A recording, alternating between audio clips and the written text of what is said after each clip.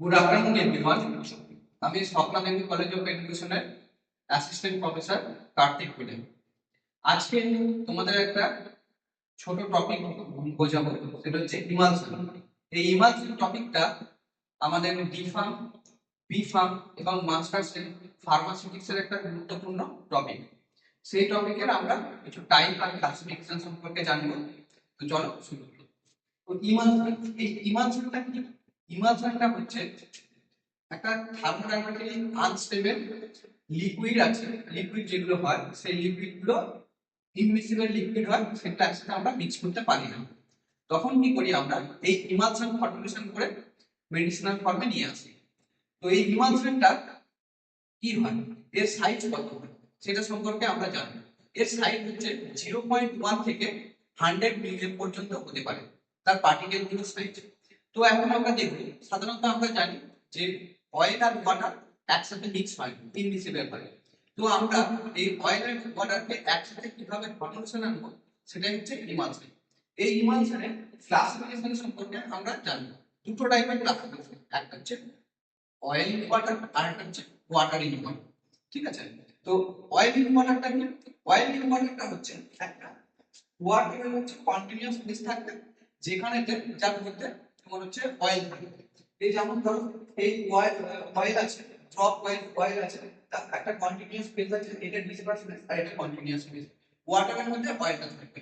আর দ্বিতীয় আরেকটা হচ্ছে ওয়াটার ইন অয়েল, যেখানে অয়েলের কন্টিনিউয়াস ফেজ থাকবে আর তার মধ্যে ওয়াটারের ড্রপলেট থাকবে।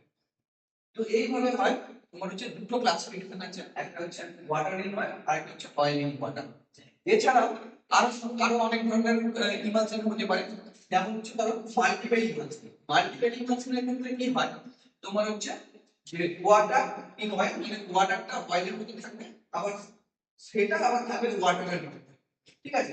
যেমন আমরা দেখবো যে প্রথমে একটা ওয়াটার কন্টিনিউয়াস ফেজ থাকবে, তার মধ্যে অয়েল থাকবে, সেই অয়েলের মধ্যে আবার ওয়াটার থাকবে। এটা হচ্ছে তোমার W/O/W তোমার হচ্ছে আমরা ধরে থাকবো। এটা হচ্ছে মাল্টিপল ইমালশনের একটা এক্সাম্পল।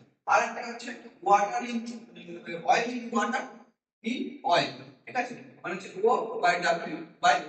তো এখানে কি হয়, তোমার হচ্ছে অয়েলের একটা কন্টিনিউয়াস ফেজ থাকে, তার উপরে তোমার হচ্ছে তার মধ্যে তোমার হচ্ছে ওয়াটারের একটা ছোট ড্রপলেট থাকে, তার ভিতরে আবার অয়েল থাকে।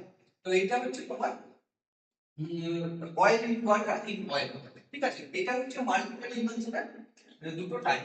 এছাড়াও তোমার হচ্ছে ক্লাসিফিকেশনে দুটো টাইপ আছে। এছাড়াও ইমালশন আর অনেক ধরনের হয়, যেমন হচ্ছে মাইক্রো ইমালশন আছে, ম্যাক্রো ইমালশন আছে, ন্যানো ইমালশন আছে। তো এই ইমালশন গুলো সাইজ গুলো আমরা জেনে নেব। প্রথমে হচ্ছে তোমার মাইক্রো ইমালশন। মাইক্রো ইমালশনের সাইজ হচ্ছে 5 টু তোমার হচ্ছে 100 মাইক্রো। ঠিক আছে? মানে মিউএম।